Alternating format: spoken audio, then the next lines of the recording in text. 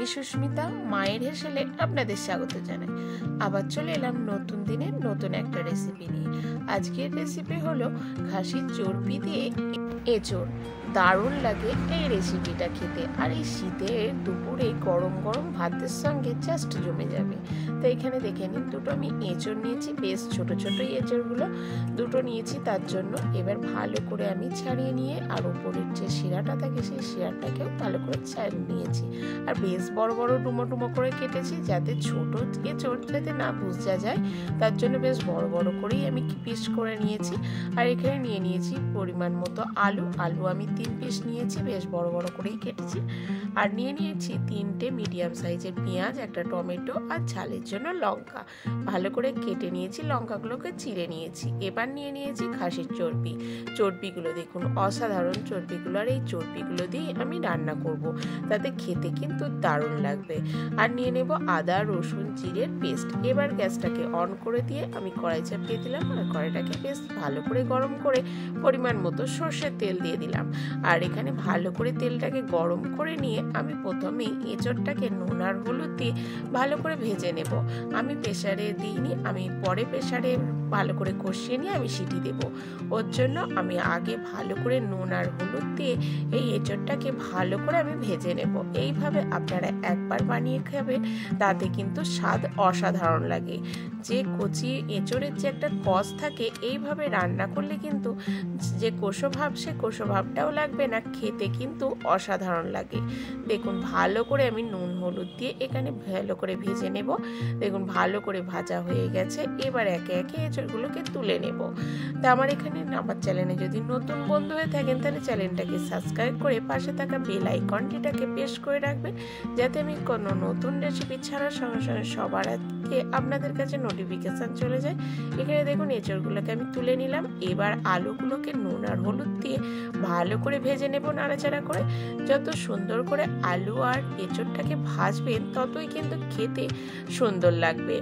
দেখুন আলুগুলোও আমার ভাজা হয়ে গেছে। আলুগুলোকেও এবারে একে একে তুলে নেব। এবার দিয়ে দেব ওই তেলের মধ্যে যে চর্বিটা ছিল, সেই চর্বিটাকেও আমি 1 মিনিট মতো ভালো করে এই তেলের মধ্যে ভেজে নেব। তাতে কি হবে, যে চর্বির গায়ে তেলটা অনেকটাও কিন্তু তেলের সঙ্গে মিশে যাবে, আর চর্বিটাও কিন্তু খেতে ভালো লাগে। ভালো করে দেখুন ভেজে নিয়েছি। এইভাবে ভাজতে ভাজতে দেখুন যে চর্বিটা, সেই চর্বিটা কালারটাও চেঞ্জ হয়ে যাবে, আর অনেকটাই তেল ছেড়ে দেবে। দেখুন সুন্দরভাবে ভাজা হয়ে গেছে। এবার একে একে আমি চর্বিগুলোকে তুলে নেব। আর এই চর্বিগুলো খেতে কিন্তু খুব ভালো লাগে। এবার আরেকটু আমি ওই তেলের মধ্যে তেল দিয়ে গোটা গরম মশলা দিয়ে দিলাম। গোটা গরম মশলার মধ্যে দারচিনি, এলাচ, লবঙ্গ, একটা শুকনো লঙ্কা আর একটা তেজপাতা ভালো করে আমি তেলের সঙ্গে ভেজে নেব। আর গোটা জিরে দিয়েছি। ভালো করে এখানে লাল লাল করে ভেজে নিতে হবে। যত ভাজবেন তত কিন্তু একটা সুন্দর স্মেল আসবে।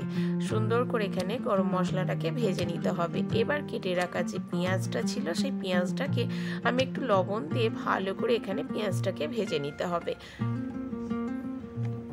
আপনারা এর থেকে বেশি তেলেও রান্না করতে পারেন। আমি যতটা পেরেছি এখানে কম তেলে রান্না করার চেষ্টা করেছি। দেখুন সুন্দরভাবে লবণ দিয়েও আমি পেঁয়াজটাকে এইভাবে ভেজে নিতে হবে। এবার পেঁয়াজটাকে ভাজা হয়ে যাওয়ার পর আমি দিয়ে দেব টমেটো আর কাঁচা লঙ্কাটা। টমেটো আর কাঁচা লঙ্কাটাকেও ভালো করে ভেজে নেব, যতক্ষণ না টমেটোটা নরম হয়ে যায়।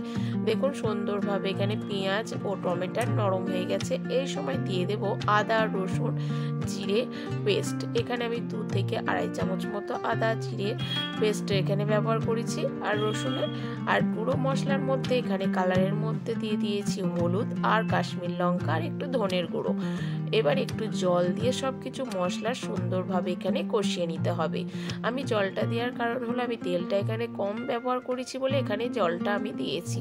আপনারা যদি এর থেকে তেল বেশি দেন, তাহলে জলটা দেওয়ার প্রয়োজন হবে না। সুন্দরভাবে আমি মশলাকে সুন্দরভাবে কষিয়ে নিচ্ছি। জলটা দিয়ে কষালে পেঁয়াজটাও নরম হয়ে যাবে এই মশলার সঙ্গে। এখানে 5 মিনিটের মতো ভালো করে লো ফ্লেমেতে মশলাটাকে একটু কষিয়ে নিতে হবে। যত ভালো করে মশলাটাকে কষাবেন ততই কিন্তু এই রেসিপিটা খেতে ভালো লাগবে।